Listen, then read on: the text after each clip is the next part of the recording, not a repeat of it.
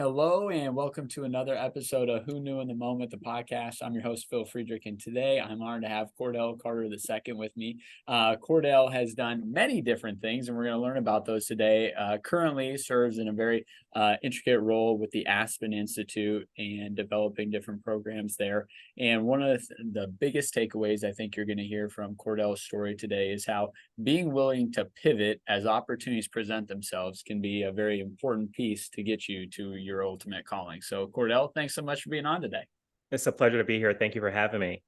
You bet. So, to start your story, originally grew up in Virginia, and then at some Mhm. point, Dad moves you over to the West Coast. So, Yeah. talk a little bit about growing up, developing relationships, and then also in that formative years, kind of going to a whole new environment and having to reinvent or continue on there. Yeah, so I'm a kid from the 80s. I like to say I'm the last of the Huck Finn generation because we had keys around our necks, little like metallic chain underneath Yeah. your clothes. We would come and go as we please. As long as you were home before that porch light came on, you were good. And so I remember just running and diving into the lawn before the street light came on. Otherwise, my mother would embarrass me by yelling my name from the porch as if it was, a little house on the prairie. And but it was fun. I mean, we would go out and have adventures. We had no agenda. We was like, okay, we're gonna go fishing today. Cool. Let's go and buy some chicken gizzards and we'll crab and fish. And we would do this as 8 and 9 year olds. Yeah. And so it was amazing. Summers were just, we look forward to it. There were no, we didn't play video games. They were there, like at Atari. But like, why would you want to sit in the house all day? Let's go out and do stuff. Yeah. And so we would get our little Huffies and BMXs, and we would just go around like we were the Goonies. It was awesome. And then the big shock was in March of 1990. Well, Christmas 1990, when my dad said we were moving to Washington State. I said, no, that means you're moving. I'm not moving. And he smiled and like, yeah, like whatever. We are moving. I don't want you all to grow up like me and say that you only lived in one place your whole life. And prior to that point, I'd never been on an airplane. And I was in the middle of freshman year of high school. And this was a performing arts school. You had to actually apply to get there. You couldn't just go. And it was quite the shock for me. But I had this epiphany. It was on March 14th, 1990. I was with my two sisters. We were on a plane heading to Seattle from Atlanta. It was an old TWA flight. So these giant planes. And, we had entire rolls. So we were running up and down the aisles. It was awesome. And I found my spot, my row, and I got in the corner and just had a conversation with God. And I said, I have been living beneath my potential trying to fit in. I'm going to this place where no one knows me. I get to really be who I wanted. This is a chance to start over and be the best version of myself. And it was like a trampoline that I'm still riding the high of, all the way from March 14th, 1990, when my life changed for the better. And I began to be a little more open and embracive of differences. I would never in a million years thought I could quote entire albums from Pearl Jam and stuff. That's just not stuff we listened to growing up in Virginia. Never thought I would get accustomed to those gray skies for 9 months a year and find inspiration behind it and love Seattle as much as I still do. But yeah, moving to Seattle was a very positive thing for me. I ended up doing undergraduate out there and just, loving being in Seattle. Got involved in politics out there, mostly through labor negotiations with unions. So some parts of Seattle, I'm not so popular, but I was doing my job. But it was some formative experiences that happened as a teenager. And I'm so thankful for the opportunity I've had that. Now, you had a realization at a younger age than I think a lot of people do, or sometimes people never do. And that is sometimes we get comfortable in the environment that we're in, and sometimes we don't know any different, or other times we stiff arm the differences, right? It's like, well, I'm comfortable in my environment. Why do I need to go pursue something else? Why do I need to put myself out there? And so talk a bit about the growth that happened in you as a person as you were willing to step into that. And once again, that continues to be a trajectory you're on where you step into maybe new or uncomfortable, different situations. Yeah, one of the last sermons I heard in 1989, fall of 1989, was I forget the name of the preacher, but he was really short. He was about my size. I remember that, and I remember him getting in the pulpit and looking out because he could hardly see the pulpit, and everyone laughed. But the name of his sermon was "Walk Towards Danger," and I actually paid attention at that time because I Yeah. liked the title. It was really catchy. I'm like, okay, this is different. And he gave story after story from sacred texts about people, unlikely people doing incredible things because they were willing to take a risk Mm. and follow their calling. And I knew that a leader was inside of me, but that leader wasn't being exposed, wasn't giving an opportunity to grow in Virginia. Now, my Yeah. parents had ulterior motives for moving us at the time they did. At around 14, 15 is when all of my male cousins started getting in real big trouble, and like getting arrested and all that. And I love these guys. We hung out a lot.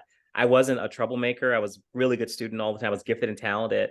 But they're like, why take the risk? Let's just get him out of this environment. Now, I found that Yeah. out years later. I just thought, now it was a job transfer. It just so Yeah. happened that he pushed for it. I thought it was Yeah. thrust upon him.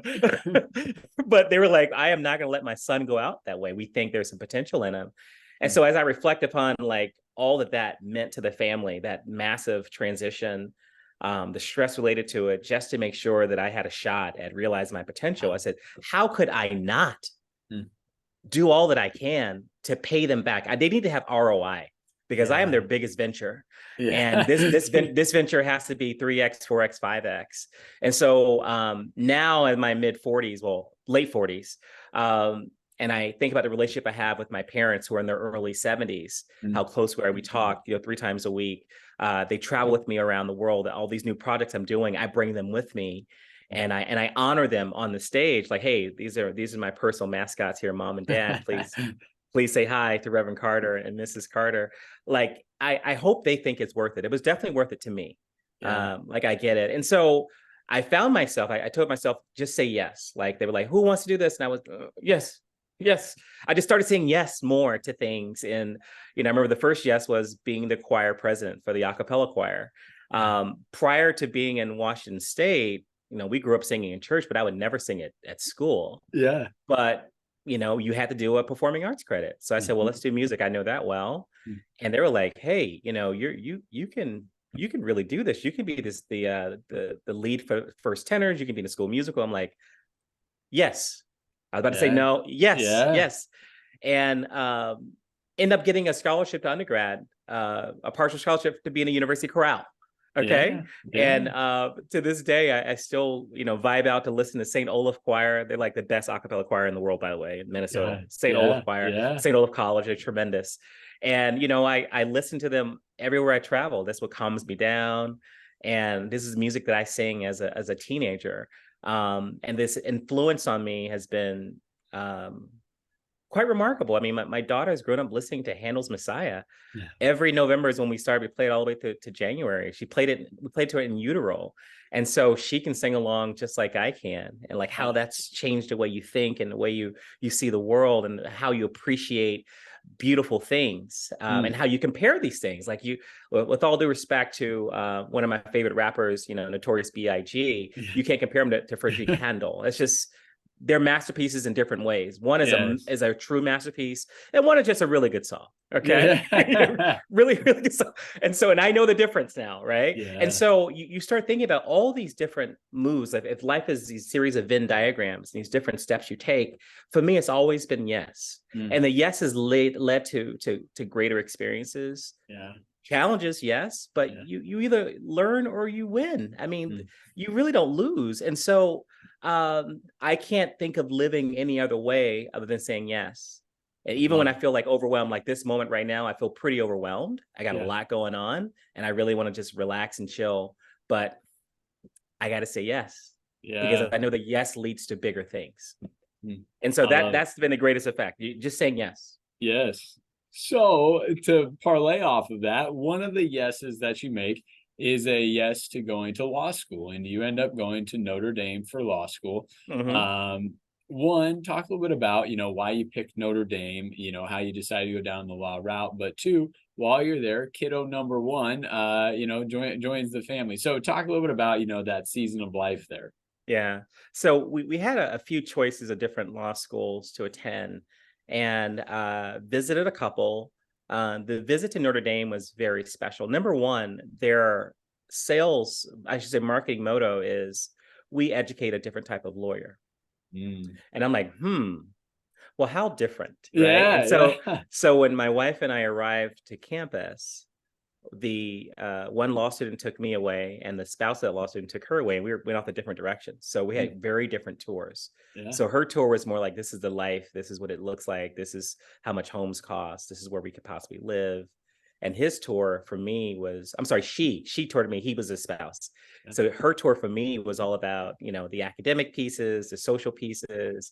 And we both come back together for lunch, and I'm like, I kind of like this place. She's like, me too. I didn't expect to, but I did. And we ultimately decided to go to Notre Dame, and it proved to be a tremendous decision. I literally was on the phone with Notre Dame today, you know, 15 years after graduating. I'm talking to them about their anti-poverty initiatives, these massive things they want to do that to affect the world. This notion of Catholic social thought, and you know, you take the good, you take the bad, but you also like what is the impact you're looking to have on the world. I'm more interested in your intent than the outcome sometimes. And I find more than 50% of the time, this is resulting in a good thing for the world. And I'm like, I'm going to take that good 50. It was a very civically engaged experience. My daughter was born my first semester, third year of law school. And I'll never forget, my tax professor's wife delivered her. She delivered all the babies at Notre Dame. And I remember her saying, you know, I called him the day of the delivery. So it was November 16th, like 6 a.m. And I texted him, I said, I know we have an exam today, sir, but your wife is about to deliver my child. He was like, well, congratulations, Cordell. I said, great, right? And we were having some issues getting out of the house because my wife the contractions were really hard. So like 2 hours later, we hadn't really left the house. And so he called back. It was like, hey, you're not at the hospital yet. What's going on? I said, no, we're getting there. So we get to the hospital, they greet us, and it was a women's hospital. And so they meet you at the car, you get out, they park the car for you. It was like a really holistic experience. And you know, everything is great. And I texted him the next day and I said, well, you know, I appreciate a week extension. I just had a kid. And he's like, well, congratulations. We'll do a few Hail Marys for you. I'll give you 2 days. This is Notre Dame. We all got kids. I was like, it's great. And so literally, I want to say maybe a week before that, we're doing gravity walks, my wife and I, and I'm telling her, I'm like, you know, I just discovered that I can, because I spent a semester in London the summer before, that I have over 90 credits. I qualify to take the bar exam early. And she grabs my arm out of breath and she says, you should take it early so we can summer in France with a baby. And I'm like, okay, I have 2 days to apply. And she's like, I was like, okay, I'm gonna apply. So I rush it, I get it in, and I take the bar that next February. And you know, driving to Indianapolis, I remember the first day is multi-state, you know, the bubbles, 6 hours of that. My hands I literally could not move my hands afterwards. So I go to a manicure place and I said, listen, I just need you to massage my hand. It's like, I have a cramp and I can't move it. And they look at me where I'm like, I'll pay you whatever. Just please make this hand normal. I need it tomorrow to write for 6 hours. And so I started writing the next day. I'm writing 6 hours. Is, you know, you have to pick 6 different essays. I'm pretty certain I failed. I want to get out of there as soon as possible. I could not figure out how to get back on the freeway. I mean, my brain is gone. Literally, I've never had that feeling ever since then, right? Just complete mental exhaustion. And so I go to a gas station and there's a police officer there. And I said, hey, I just took the bar. I can't figure out how to get home. Help me. He was like, oh, you just came from the bar? I'm like, yeah, I came from the bar. He was like, let's go outside. Let's do, and like, I want to talk to you. And so I'm like, why are you making me do this? I'm like, I just took the bar exam. And he was like, oh, are you going to be a prosecutor or defense counsel? I said, prosecutor. And he says, all right, I'll escort you to the freeway. And so he literally showed me where to get on the freeway, and I was able to go back home. And, you know, I completely put out my mind, start preparing for the summer bar exam like everyone else. And 2 days before graduation, 2 days, someone sends an email, said, congratulations. And I said, what? And he says, we passed the bar. He was part of my study group, guy in Chicago. He says, we all passed the bar. And I'm like, and I went to the Indianapolis Star and I saw my name, and we were all in the law library, and I stood up and I said some really un-Catholic things out loud, but essentially Cordell Carter Esquire, expletives, and threw my text like in the air and walked out with my hands up. And they were like, go to HE double hockey sticks, Cordell, congratulations. And so I walked across the graduation stage with my 6-month-old daughter in hand as a lawyer. How cool. And yeah, that was my crowning achievement of law school and As- minority of things. Yes. So as you're progressing through that, you have different jobs that you've been a part of. I mean, you were a part of large corporations such as IBM, and then you were a part of things that were doing big work, but maybe smaller in regards to like scale of a business. So talk a little bit about being in the corporate side of things versus as you progress into different foundations, and we'll talk about some of those foundations yet. Yeah, so I started my career with IBM fresh out of graduate school in the year 2000, and I was there from 2000 to 2004, basically so I went to law school. And what I appreciate most about IBM is they would say there's a right way, there's a wrong way, there's an IBM way. So we have our own sense of excellence. And you do excellence for excellence sake. And that doesn't mean you build a client for everything, because I was in global services, the consulting side. No, I knew what excellence looks like. And I had to make sure we were achieving a certain level, and I expected that of my peers as well. And so it was an amazing learning experience. I had no idea that I was being indoctrinated in this notion that you do excellence for excellence sake because it's possible. That's why you do it, not because it's demanded. It's for you. It's your own sense of propriety, your own standard. And so when I got out, I saw when I started working in law firms at that same level. Right? People pursuing like excellent work, except in a law context, you bill for every second. Right? But like I just thought about it. I would have, if I were still a lawyer, I would have billed right now for having said that, and then when you kind of shift towards some of these other organizations, smaller startups, school districts, foundations, you have to do a really good job as a leader, as a unit leader, to get people on that, because there's really no incentives to do it, right? Yeah. And especially when you're the funder, you could be as sloppy as you want, as long as you get the money out the door, and all your jokes will be funny, and you'll be the best looking person you've ever been because they want something that you have. But when you're the service provider, I just feel like you should do excellent work. And so that's my metric. When I'm interviewing people now for different roles, I'm like, well, what's your sense of excellence? I'll give you a scenario and I'll give you 3-4 options of things that are good enough. And I'm trying to figure out, well, what's excellence to you? And people kind of look at you weird. It's like, well, it's whatever the customer wants. I'm like, really? What if the customer doesn't know what excellence is, but you know?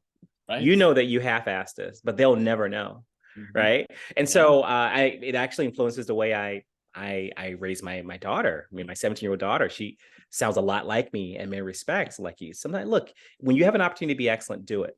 Not because anyone's going to recognize it, but you're going to know. And that's the most important audience, you, because you got to look at yourself in the mirror and know that, like, did I put in a solid 8 today, or did I put in 2 and just lollygag for the other 6? So, yeah, so I love that. And, I think something that you mentioned is interesting that, IBM, large corporation, instills that. And one might think that your comment would be flip-flopped. Like, the larger the corporation, the harder it is because you have so many people you're trying to, adopt or, abide by that. And, well, gosh, if it's just me and one other person, or me and 10 people, well, it should be relatively easy, span of control, right? I have access to it. But to your point, it might be a little bit different in regards to how that actually works. So talk about creating culture within organizations, and specifically, how maybe the leader has to be the lead, but you need the follower, you need the first adopter to really buy in. I think one of the most challenging transitions from individual performer to me, to leader for me was trying to stay out of the actual execution, because I know what excellence is. So often, especially as a young leader, you're inheriting teams. Often these teams are older than you. And so you can be the heavy and say, listen, either we're going to do it my way, or, you got to go. Or you try to convince them, you get them to buy in. And so I've often, especially in, I would say, the first 5 years of when I start getting to upper management, I found myself working a lot because I didn't have the skills to sell them Mm. on what I was trying to create. And so I started doing the work myself and sharing credit. Mm. Now, most honest professionals, they know when they haven't done anything, Yep. and they're standing up and getting an award, and they know they didn't deserve it.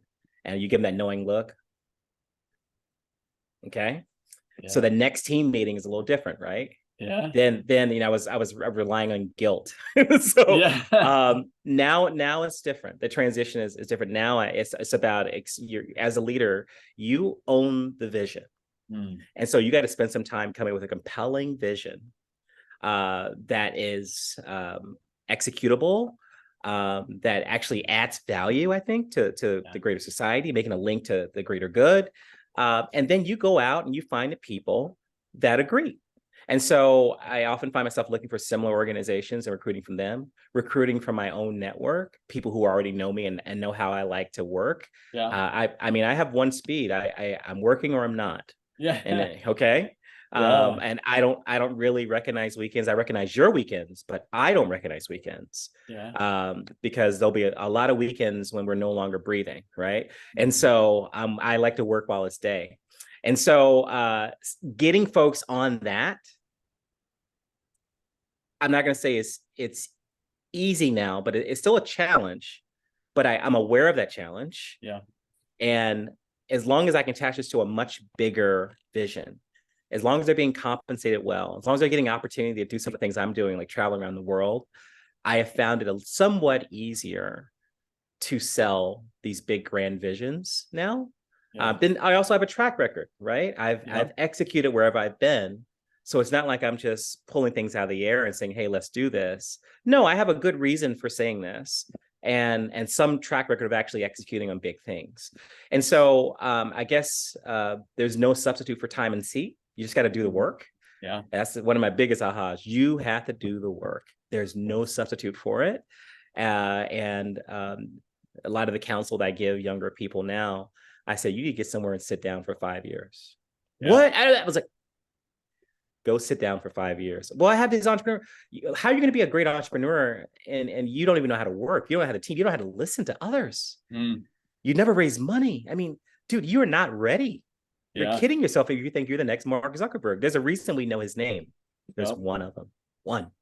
A country of 350 million people. There's one guy named Mark Zuckerberg that's done what he's able to do, right? With a lot of help. And so to assume that you're that guy without the same inputs that he had is ridiculous. It's like saying, I'm going to go pro in basketball and you're 5'2". Yeah. I'm like, really? Okay. How many people less than 6'6" are NBA players, my friend? How many NBA players? There's less than 1,000 of them. You're saying you're one of, come on. I mean, let's be reasonable here. So there's no substitute for doing the work. That's been the biggest aha for me. I love it. Now, another aha for you, or just maybe grouping and getting introduced to people that maybe are like-minded, was this Socrates event that you got invited to in 2011. So talk a little bit about just what that is, but then also why you felt so connected at that event. Yeah, so I have been tracking the Aspen Institute since 1996. There used to be, before the internet, these things called the Who's Who's Guide of American Leaders. And there's these big and these giant tomes and these index. And I would follow people that I admire, like Colin Powell and, cabinet secretaries, these people I aspired to be. And I would see what they did that year. And they would have basically these little notes on where they've been, where they appeared. And I kept seeing the Aspen Institute, Aspen Institute, Aspen Institute. I didn't know what it was. So I put it out of my mind. 15 years later, I'm in my first year of lobbying in 2011. And someone from the Aspen Institute, which was next door to my office, I didn't know that, comes over to introduce themselves. His name was Gary. I forget his last name. First name was Gary. And he's like, you'd be perfect for Socrates. I'm like, what is it? He says, it's a bunch of really smart people get together and talk about contemporary leadership topics, and then they ski. I'm like, I'm in. Yeah, Count I love that. This, right? And so that next winter, I go to Socrates in Aspen. The topic was social media and society. Mm. And at that point, I was hardly on social media. I think I just had a Facebook account. I had no Twitter, was fairly new at that point. I didn't tweet or anything like that. And we talked about these issues in civil discourse for 3 days. And I'm still not a skier, but I enjoyed being out there in the winter. Just met some amazing people. It was like having a 3-day dose of the most intense version of graduate school that you ever have, with some really smart people. But it was one moment there where we were talking about how lobbyists are gumming up our political system, and I'm being philosophical about things. And one of the gentlemen said, "Excuse me if I may, Cordell, aren't you a lobbyist?" I said, "Yes." He says, "So you're responsible for gumming up the system." And I was like, "Well," and I'm sure I'd said something clever, but clearly my conscience was pricked, and I became super uncomfortable, right? And within 3 months, I was out of it, and I was back into education, doing things with National Alliance for Public Charter Schools. But I'd never forgot that experience and how transformational it was for me. And I just started recruiting a lot of people to go.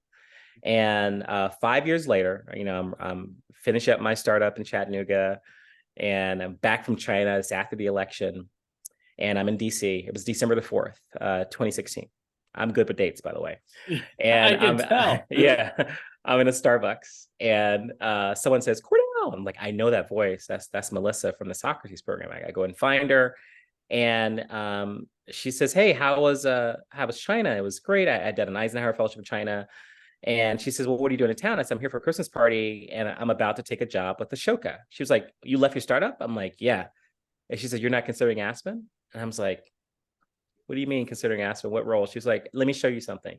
So she walks me back to her office, which is across the DuPont Circle from the Starbucks. And she has like people to replace me. And she has my name, like a teenage love letter, circled 15,000 times, right? In really dark ink. And she says, "You never even applied." And I'm like, I didn't have a good excuse. I'm like, I said, "Well, listen, I've already done 8 rounds with Ashoka."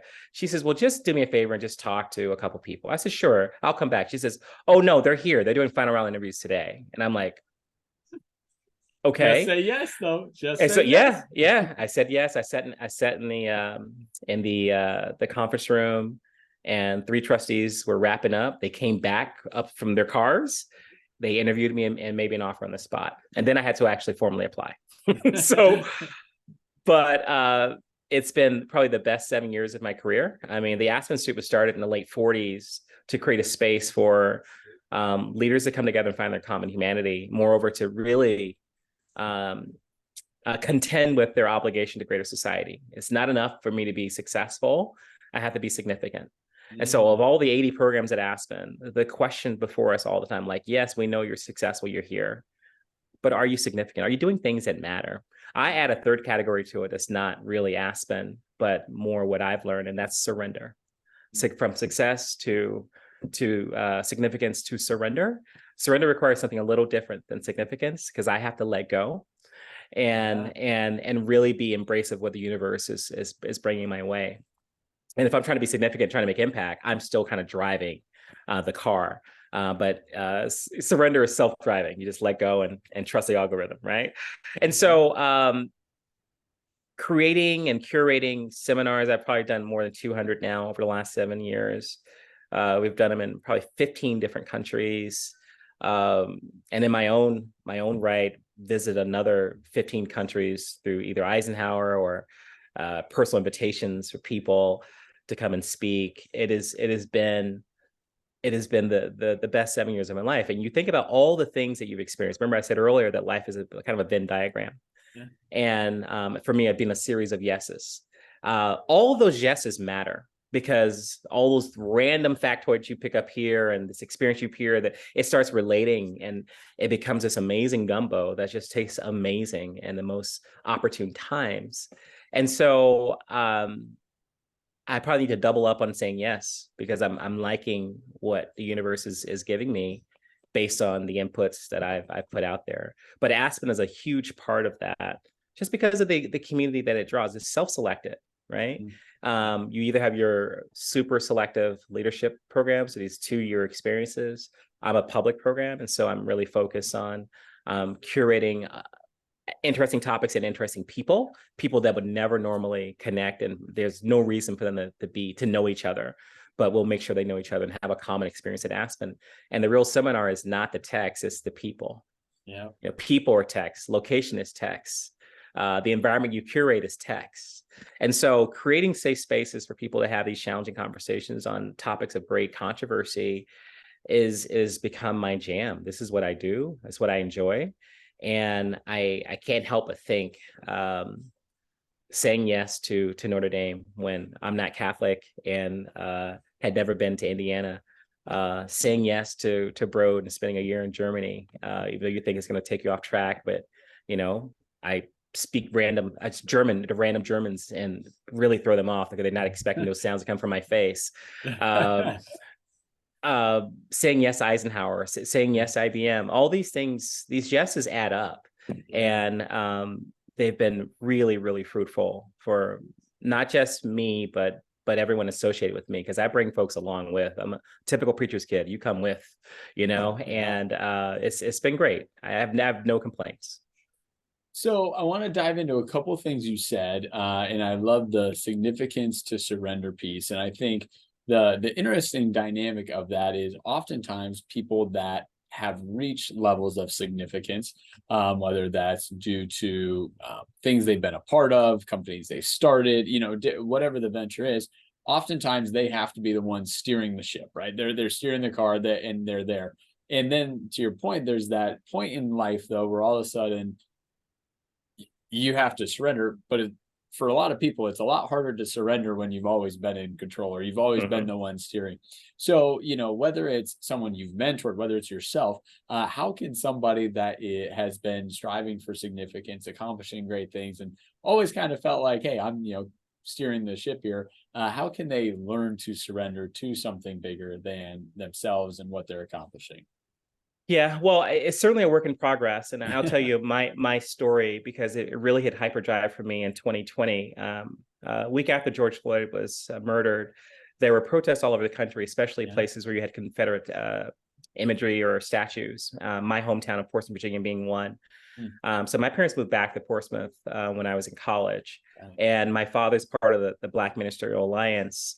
He and about 12 other ministers between their 60s and 80s were out there trying to prevent a melee. And because they know, like, there's different rules in Southern Virginia. The sheriff is kind of independent. He can do different things than places. These are old civil rights era laws. And the sheriff basically can bring prosecution, even though the DA doesn't want to or declines.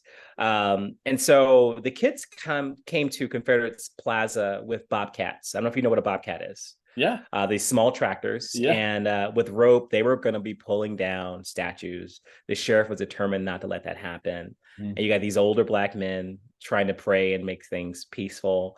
Well, things didn't go well. It was certainly a melee. A lot of people were arrested, heads bashed in. It was not good. But more tragically, 8 of the 12 ministers who were there, including my father, contracted COVID. So remember, this is June 2020. Yeah. There is no vaccine. Right. I saw my father the next week at Father's Day. He was here with us in the DC area. And he was like, yeah, you know, I got a bad cold. My chest hurts. And I'm hitting my chest. I said, hey, it better not be COVID. He was like, stop, it hurts. I was like, okay. That night, he went to the emergency room and stayed in the hospital for the next 30 days, ICU. Of the 8 people that contracted COVID, 7 of them died. Wow. Okay. And my mother calls me, and my mother is not known for being a calm person. When she's calm, I'm concerned. Okay. And I'm like, she's like, well, baby, it's not looking good. Wow. He's not recovering. They're going to intubate him. If he intubates, you know, with his lung issues, he's not going to make it, baby. So while we're still calm, I need you to start thinking about what his memorial is going to look like. At least start identifying who's going to sing and all that stuff. That's a big deal in our community. Yeah. And I said, okay. And so I started getting into it and like kind of doing a draft of the memorial service. And I got caught up on who was I willing to offend by not asking them to sing at Dad's. Would have been a Zoom memorial. Yeah. Our homegoing ceremonies in Southern Virginia are 5-6 hours. I mean, these are concerts. Okay. Yeah. Everyone has something to say. Everyone wants to sing. And I flipped the question on myself. I said, who's going to sing for me? What would be the song? Most of the people that I grew up with are not on LinkedIn. Okay. Yeah, right. And they don't care about my accolades. They don't care who I worked for, or how much money I raised, and who I know. Their song is going to be pretty standard because they're in their minds like, I don't know him anymore. He left and never came back. And I was really bothered by that. And I had to really just kind of just sit with it. It was making me uncomfortable. 3 days later, I get a call. It's my dad. And I didn't recognize his voice. He has like one of those Simba voice, like, how are you? And he's like, hey, how you doing? I mean, I was like, who is this? Like, and it was my dad. He was recovering, and the great story there. But that moment of confusion stuck with me. And so I said, well, what are the things that I think are significant? Yeah. And I've always desired to create an enterprise that focused on this idea of belonging. Most people talk about diversity, equity, inclusion, and that's fine. But belonging is the outcome we're trying to achieve. This idea that, we all belong and should enjoy equitable opportunities to thrive. I had no really mechanism for doing that work. So I created an LLC to do that work, right? I also created what I call the secular tent revival. And that's the Festival of Diaspora. And it was the idea, I grew up in the 80s, in the summers, they would put tents in the parking lots of our churches. And we would do vacation Bible school and church service outside for 2 weeks. And random people come up. And I remember you would see folks that you would never normally see, only maybe Easter. And it was Come As You Are. And the music was different. Even as a kid, you knew this was different. Yeah. Right. And it was something we looked forward to. And I said, what's the secular version of that? Because I can't be what my father is. That's not my calling. Yeah. Right. But I do have a calling. And it was that moment that things begin, I should say, I entered the season of convergence. Like this notion of what you're trained to do, what you like doing, and what you were born to do or called to do kind of come together. And that's when work disappears because you've tapped into the universal Om and you're just doing your thing and everything matters. And the needs you thought you had, you're like, oh man, I need to make a certain amount to cover my, but we got it. It's okay. It'll happen. And the last 3.5 years of my life, post dad almost dying from COVID, have been the best. 3 enterprises that I'm running concurrently. They all have employees. Things are happening. We're making impact. I'm approaching surrender. Yeah. Like I'm trying to deal with significance, but I'm also approaching surrender because at some point you get big enough where you're not needed. Yeah. Okay. I don't need to do the weekly calls. I don't need to be actively engaged. They're just going to tell me where to be and where to show up. And then I can really focus on surrender because then I'm letting some other people run it and I'm listening to the universe better. And so my advice to people is that please don't let a near death of your loved parent be the trigger for you. Yeah. I probably should have done this 10 years ago. So don't let that be the driver. Like take some time, do a personal retreat, do a self-assessment and figure out like, what do I want my memorial services to be? What do I want them to talk about? And then work backwards. Yeah. Well, I think, to your point, I think the inevitable reality for a lot of people is, as you're describing surrender, perspective gives, that realization, right? You think you have control, but the sooner you realize that, you have control of some of the decisions you make, right? But you don't have ultimate control. No, you don't. Probably the quicker you could get to that view of surrender. So I love it. Absolutely. And I think it is different for different people. Yeah. And I'm now talking to people that are in this phase of surrender, and they say it's a constant battle. It's a constant battle because their notion of surrender is different than perhaps what the universe is leading them. And they're like, I'm not sure I'm completely comfortable with that because that's not how I got to this point.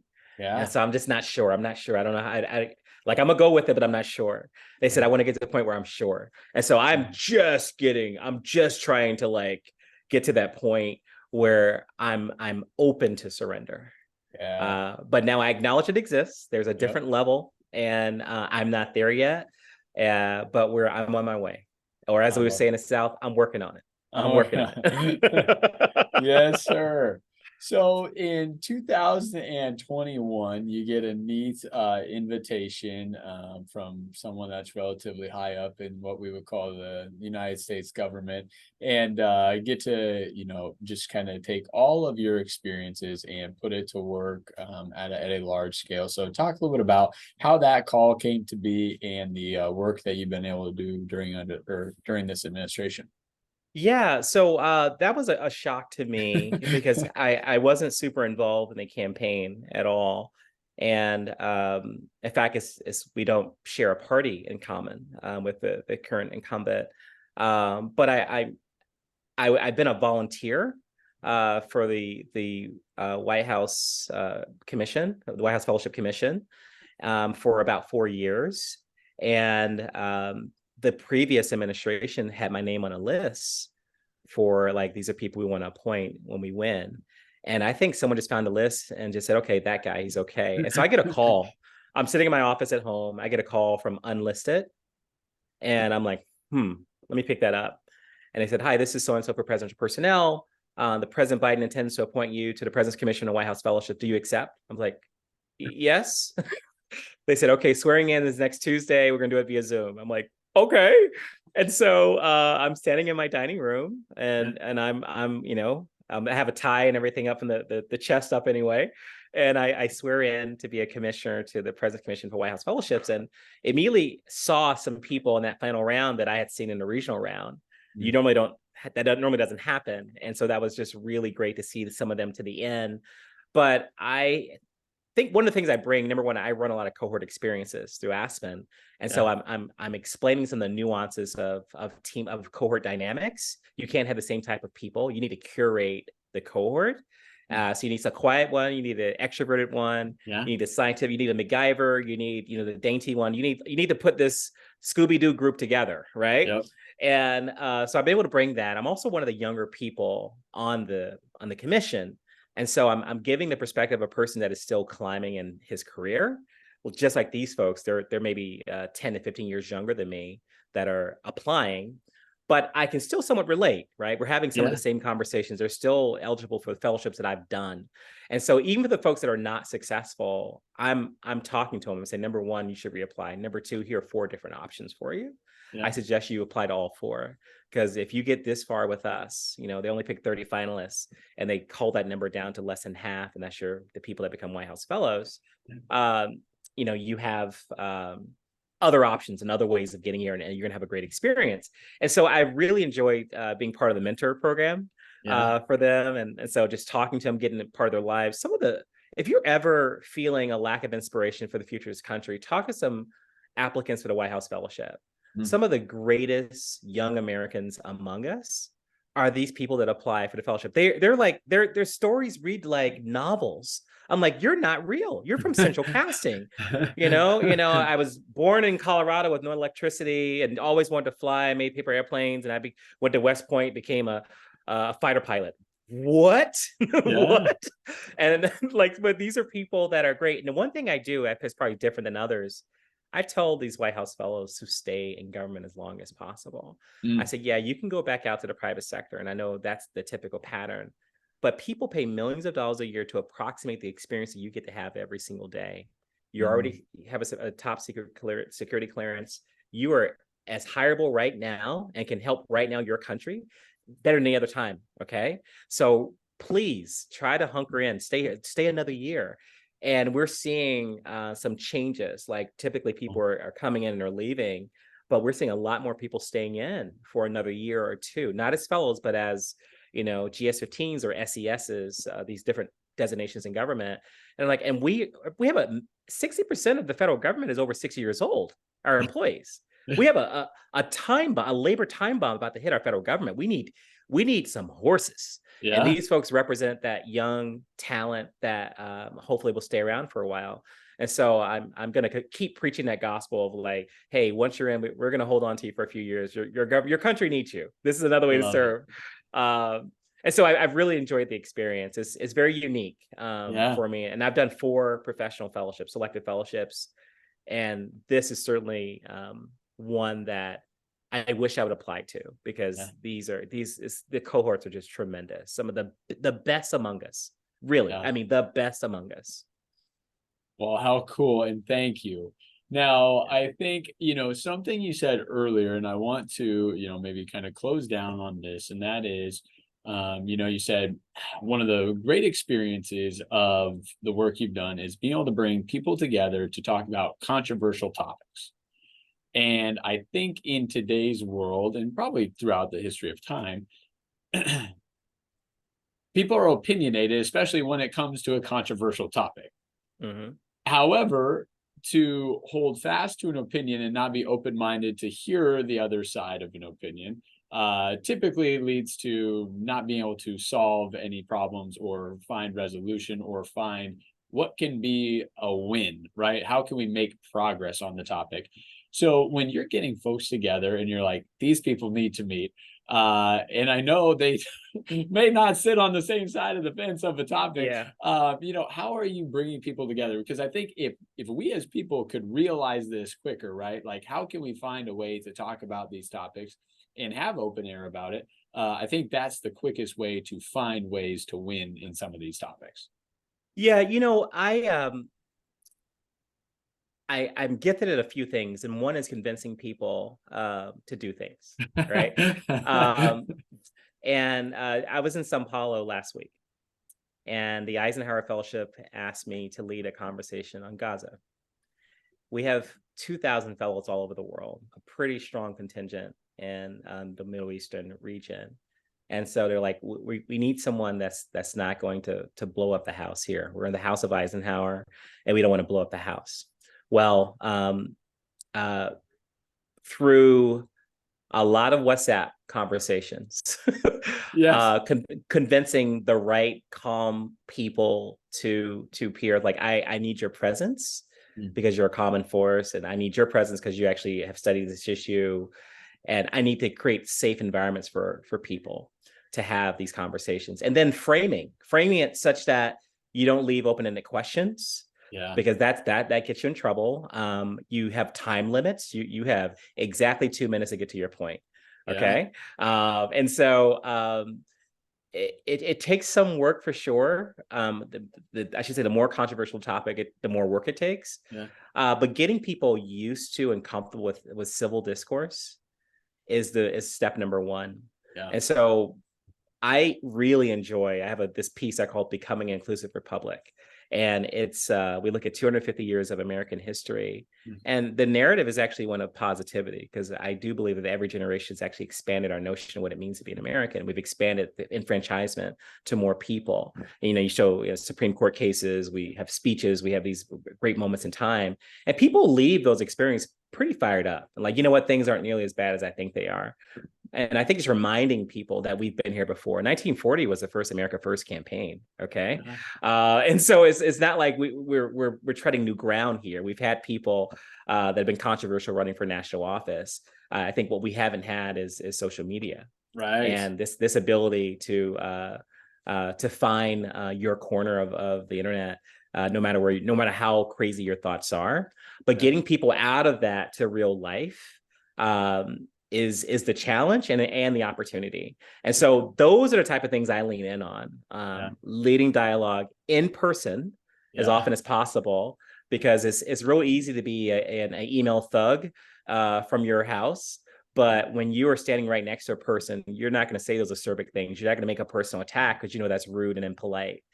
And so I like in person, pressing the flesh, again, those secular convenings, getting folks together. And like, look, we know we're going to disagree. That's fine.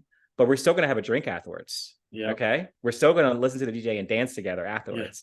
And so that has been, I think, the tactic. You got to create this environment that's of safety, intellectual and personal and safety, and then frame the topic in a way that doesn't really leave a lot of open space for people to go off and say crazy things, and be really crisp with the facilitation. Got to be really crisp with it. And so it's an art, no doubt. It's an art form. But I've had a lot of practice, a lot of practice, and there's so much more work to be done in this regards. I mean, in my dream of dreams, I'm doing a Prairie Home Companion style roadshow to, the top MSAs in the country, and we're talking about belonging. We're singing about it. We're doing group dialogue on it, and we leave that city inspired. That's to me, that's real significance, and Yeah. hopefully surrender too. Yes. Right. Yes.